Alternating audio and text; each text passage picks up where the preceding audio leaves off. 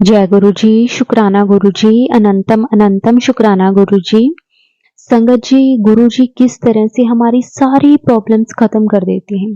अगर हम गुरु जी के एक बार बड़े मंदिर जाकर लंगर प्रसाद भी खा लेते हैं ना, तो संगत जी गुरु जी हमारी बड़ी से बड़ी प्रॉब्लम को किस तरह से खत्म कर देते हैं, हम सोच भी नहीं सकते। जो चीज डॉक्टर के लिए पॉसिबल नहीं होती, संगत जी वो गुरु जी करके दिखा देते हैं।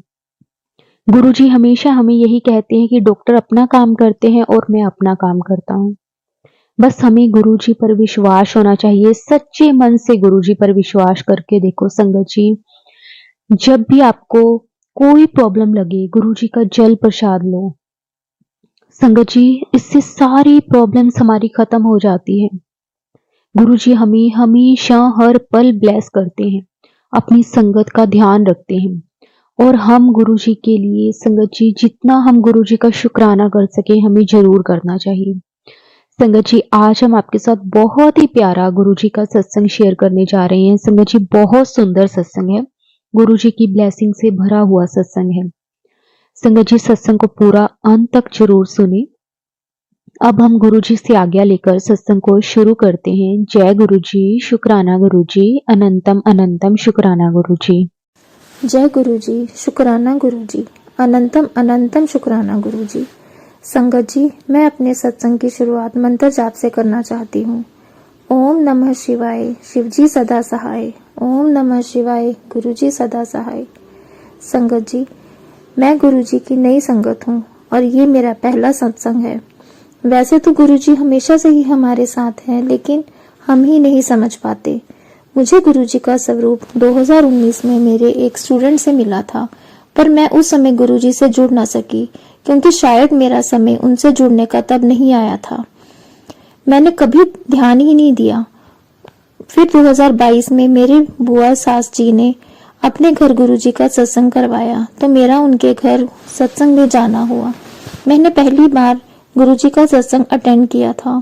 मुझे उनके बारे में तब कुछ नहीं पता था। सच में संगत जी, वहां जाकर मुझे इतना अच्छा लगा और मैं बिना किसी वजह के रोने लगी। मैं बहुत रोई वहां पर, और कारण मुझे मालूम नहीं कि मैं क्यों रो रही हूँ। वैसे मैं आपको बता दूं संगत जी, मुझे अर्थराइटिस है और मेरा चलना फिरना भी बहुत मुश्किल है। उस दिन से मैं, मेरे हस्बैंड और मेरी बेटी, हम तीनों गुरुजी की शरण में आ गए। फिर कुछ दिन ऐसे ही बीत गए और एक दिन अगस्त 2023 में मैं बहुत परेशान थी क्योंकि मेरी अर्थराइटिस की प्रॉब्लम बहुत बढ़ गई थी और कोई भी दवाई का असर नहीं हो रहा था।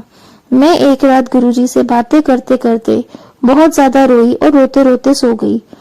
उसके अगले दिन संगत जी, मेरे हस्बैंड की एक डॉक्टर से मुलाकात अचानक से हुई।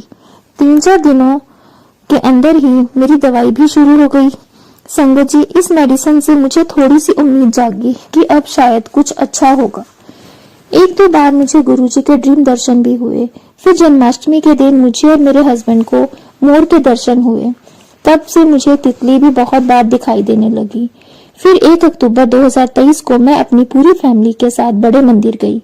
संगत जी, मैं पूरे रास्ते बस गुरुजी से 2 ही बातें मन ही मन बोल रही थी। एक तो मुझे बड़े मंदिर में आपसे मिलना है और दूसरा ये कि प्लीज गुरुजी मुझे व्हीलचेयर पर नहीं आना।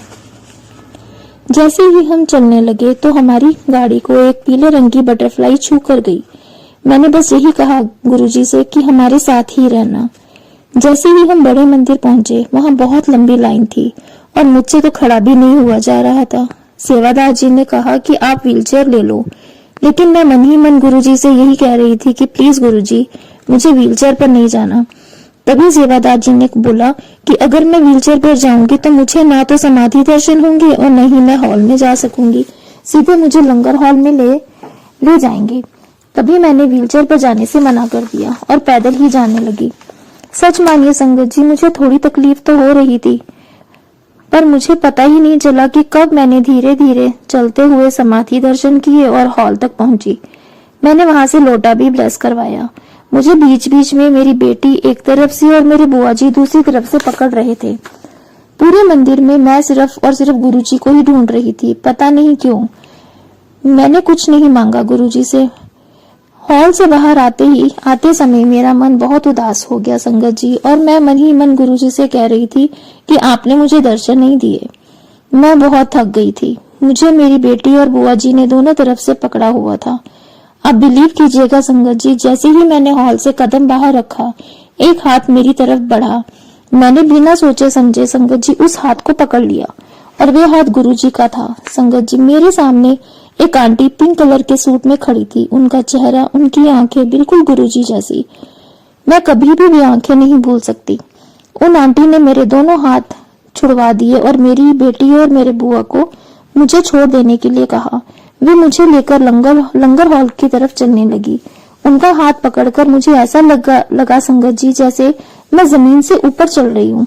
उन्होंने मुझसे कुछ बातें करी और मुझे लंगर हॉल में एक चेयर पर बिठाकर चली गई।